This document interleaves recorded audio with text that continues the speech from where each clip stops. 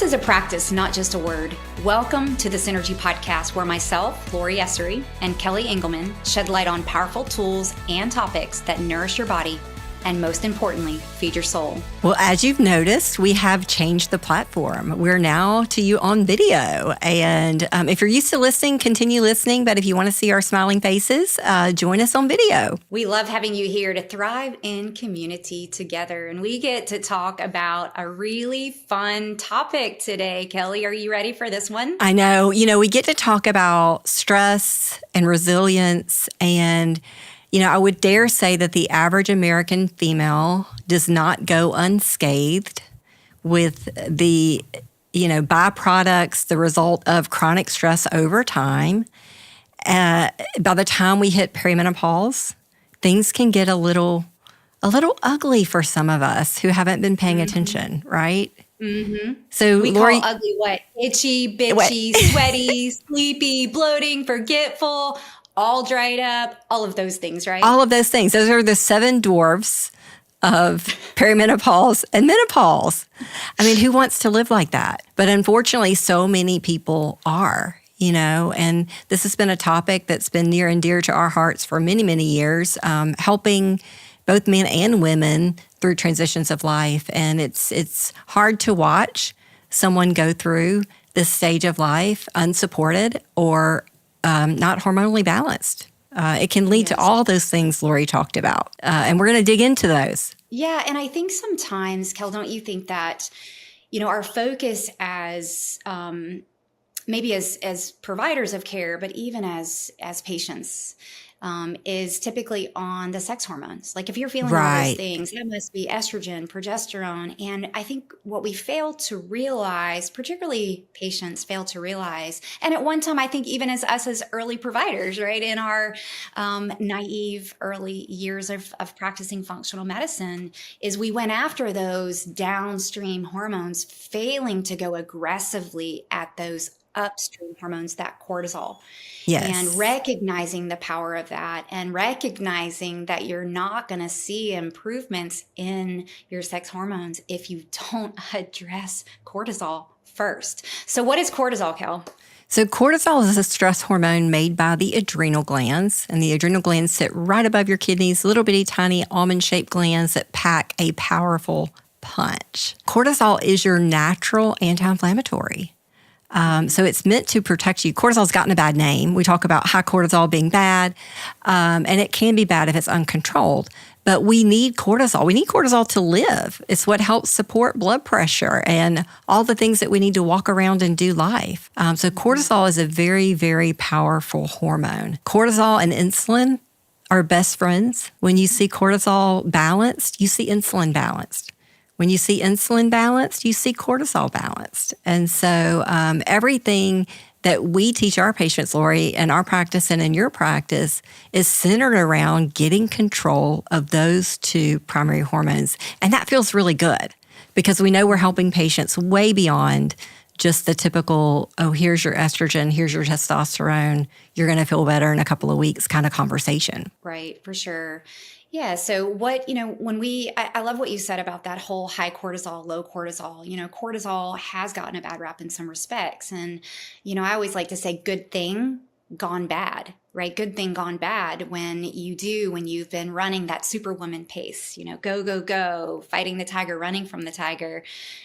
You can only do that for a period of time. But in that time because our ability to adapt is our ability to do just that.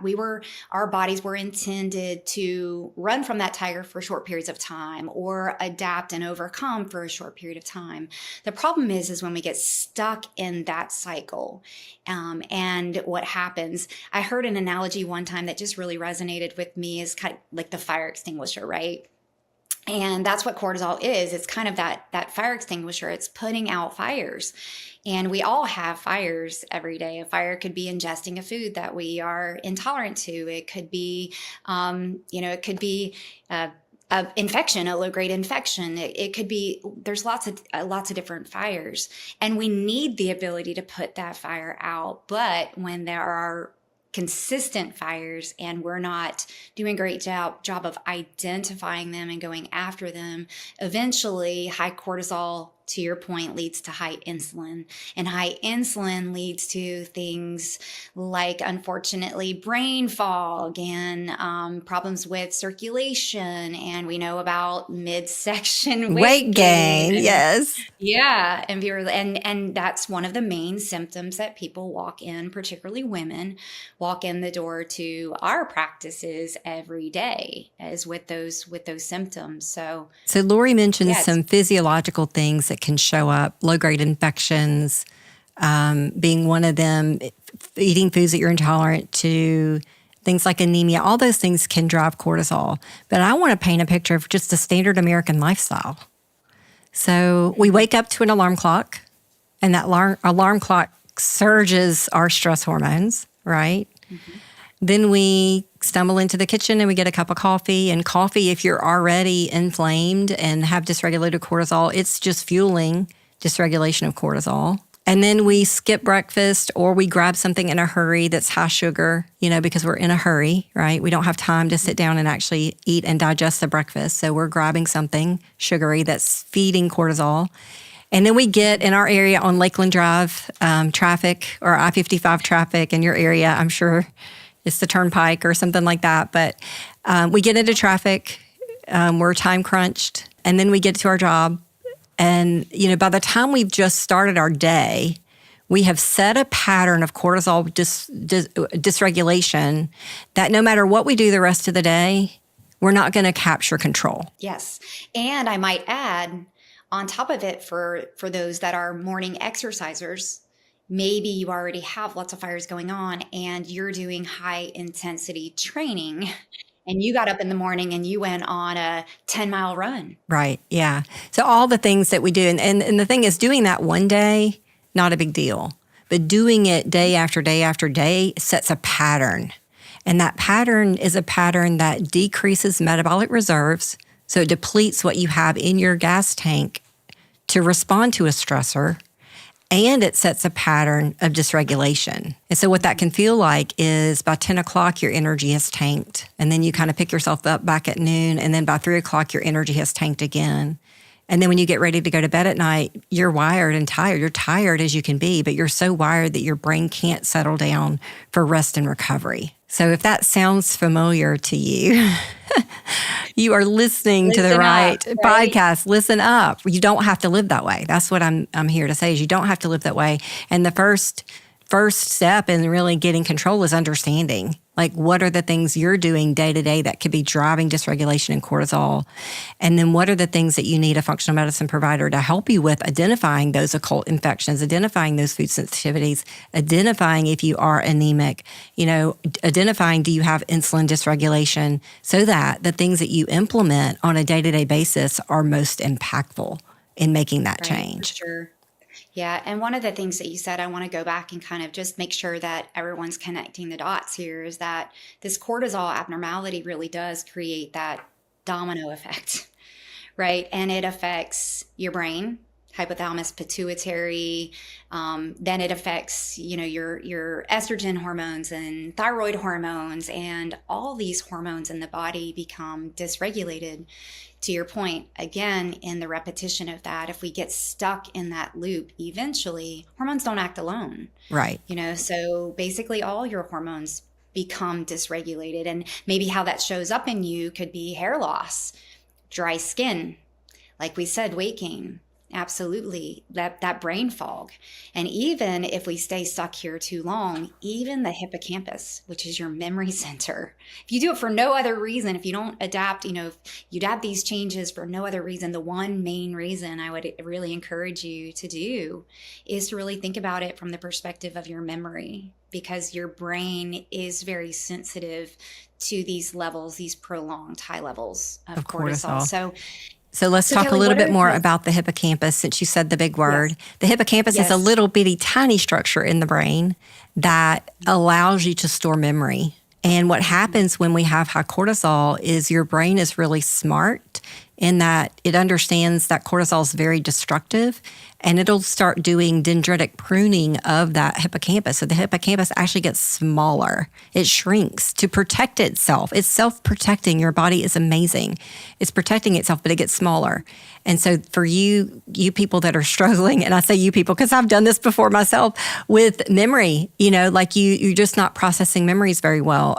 That's the hippocampus kind of going into survival mode. So I would say decrease word finding, not being able to say the word that you're trying to say, not remembering names. Those are early things that happen when the brain is showing signs of hippocampal shrinkage. And so being attentive to that, like don't dismiss that to say you're just spacey or that's just how you are.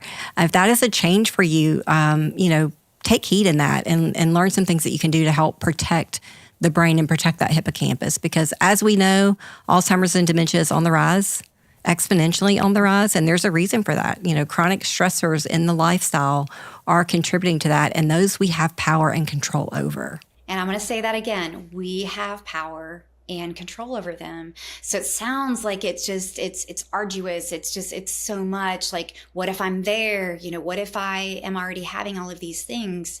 Is it possible to reverse it? And I just want to assure you, if you're listening and you're feeling that way and you feel like you're stuck right here, yes, you can get out of it. It's a matter of taking some steps. So let's talk about some steps that we can all take to improve cortisol balance. So number one step is eating a meal within an hour of waking. We always say break the fast, breakfast, right? So eat a meal within an hour of after waking, wake up and enjoy a good, nutritious meal. So as Kelly mentioned earlier, sometimes it's that grab and go, and that grab and go is really high in sugar. And so it is very, very important to make sure that when you are grab something, if you have time to sit and make it, it's always best to sit, stop, and eat. But we recognize that's not always possible. When it is, please do it. But when it's not, making sure that you have some grab and go things that are higher in protein. Protein is the building block. If you think of the amino acid structure that builds, that's what a protein is, amino acids, right? And those amino acids are very important for all of your neurotransmitters, norepinephrine, epinephrine, dopamine. You've all heard us talking about those before, but those neurotransmitters are basically allowing you to adapt throughout the day. So that is number one. Kelly, what do you? Yeah, I would say my number one is not waking up to an alarm clock. Kind of train your body to wake up in a different way. There's a lot of technology, again, out there where you can have a timer or have a way for your lights to come on to wake you up gently instead of waking up to an alarm clock. If you do have to wake up to an alarm clock, have it on a setting that's not so alarming. It's a sound, but it's not going to jolt you out of bed. I think maybe music, maybe something else. But I really say do away with the alarm clock as best you can. The way that you set your morning is so profound in setting that cortisol response. So be very thoughtful. You mentioned breakfast. Smoothies. I love smoothies for breakfast for that reason, because we can pack them full of protein. You do need to chew. So I do like to add something that you have to chew into the smoothie, whether that's a couple of nuts or whether that's a couple of blueberries that just forces you to chew. But chewing is really important. So I don't want to get people into the habit of not chewing their food, whether they're doing a smoothie or something else that's easy and convenient and easy to digest.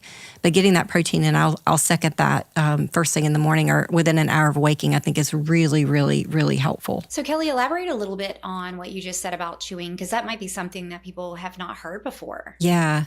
So when we chew our food, we are stimulating our digestive system to go into action and producing key digestive enzymes that help with the breakdown of our food and the absorption of our food. And when we're not chewing our food, we do not get that benefit. And so, a lot of people, they love smoothies and they just get in habits of doing maybe 2 smoothies a day and then they're not chewing. And we wind up seeing deficiencies in enzyme production with lack of chewing. So chew your food, even your smoothies. Definitely. And I'm going to say also, skipping, we talked about sugar, but also skipping those processed foods. A lot of those grab and go foods are processed.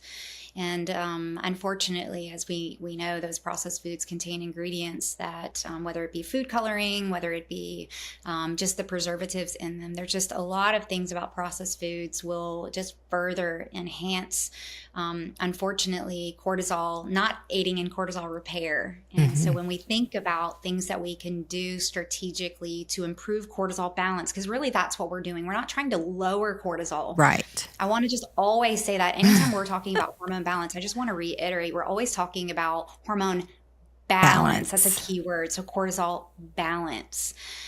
So if we are trying to really go after and create that cortisol balance, skipping processed foods, we know sugar for sure. I know some of my favorites are, fresh air, a walk on the beach. That's always nice for me. You kind of, you talked about sleep already, but not underestimating the value of your superpower, which is sleep. And that is your superpower. It is my superpower. And it's always distressing to me if my superpower gets disrupted. But again, that's back to resilience. We need to be able to bounce back if we have a night of disrupted sleep. But sleep is truly your time to restore and repair. So honoring that sleep time, having a sleep routine is also very, very important for cortisol. And then, your bedroom should be for sleep and sex only. So, keeping that sanctuary sacred in that way, it goes, because we're training our body when to respond with what hormones. We're training our body to do that. So if we have our sanctuary set up for sleep, we're training our body to respond in a very nice way. Whereas if that's our workplace, if that's a place we have arguments, if that's a place, we're training our body to produce stress hormones, which is going to create more stress. So I would say keeping that sleep sanctuary sacred also is super important. And then, Laura, you mentioned high intensity exercise, and I want to go back to that because high intensity exercise can be helpful. It's about the balance of. And so short amounts of high intensity exercise followed with some stretching, relaxation, deep breathing can be extremely powerful. So it's not that you would never do that, but you wouldn't want to do that daily if your cortisol is dysregulated. It's not going to help you get your cortisol back into balance. So. And I remember a time, Kelly, when you and I met years ago. We won't speak. We won't say how many years ago. Yes, but marathon runner, had gone through a lot of life change, and I was extremely cortisol dysregulated, and I was. You heard me say a marathon runner, and I was, that was my get. I could go to that place in my head with running that just, to me, it was relaxing. I know it sounds crazy, but to those who have run and distance running, what I'm saying. And I do, in order for me to heal, one of the hardest things that I had to do was to stop that for a time. And I always say young and dumb, right? We all go through different seasons, and I've learned to integrate different types of exercise for just like a dietary prescription of sorts. You should have an exercise prescription. Yes. So there are different types of exercises that are more restorative. And there are other types of exercise that are not but maybe they're muscle building, or they are cardiac intensifying, improving overall health and well-being. Takes all of those at different times. So really, to just reiterate, yes, it is all about the right amount of exercise at the right time for the right reason, and just making sure that you're checking back in and making sure that you're making the progress. Right. Because it's very easy to say, I could never stop that. That is my piece. That's my out. And I get it. Like, I honestly get it. But had I not been willing to take a hard look at that and change it, I honestly don't know if I'd be here today. I know that's pretty strong. Right. But I was at a very bad place. So a lot of people, as they're processing this information and thinking about all of the things that they're doing in their daily schedule and how that's impacting their stress response, how do we help them set up a lifestyle of resilience that helps support proper cortisol balance? right? And sometimes it's just starting with one thing. We've named off like 7 or 8 things that you could be doing to help with cortisol balance, but I say start with where you are. What is the most impactful thing of the things that we've mentioned today? What is the most impactful thing that you can do that's going to make the biggest impact and the ability to control for cortisol? Remember, cortisol is a hormone that is produced based on patterns of what you're asking your body to do.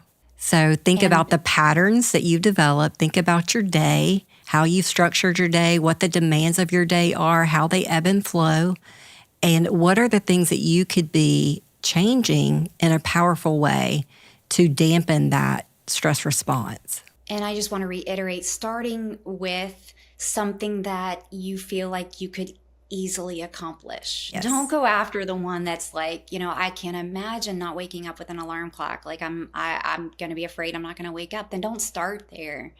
So maybe it is starting with just changing up what your breakfast looks like. So definitely make that list. Think of 1 or 2 things. And to Kelly's point, the most impactful things that you could do, because once you maximize those, once you figure that out, you're going to have more energy, more brain space. You're going to feel better and you're going to want to do more. I will say before we close, there is a time and space for adaptogens and nutrients to help balance cortisol.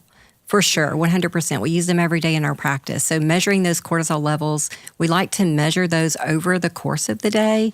Doing a serum or a blood test on cortisol gives you a little bit of information, but oftentimes we can miss really what's happening in the pattern if we're not looking at the complete pattern throughout the day.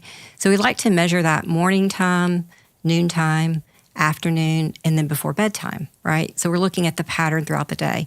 And based on the pattern, would dictate what we would suggest in the way of perhaps supplementation, sometimes based on what we would recommend even for lifestyle change is dictated by that pattern, how we would structure exercise.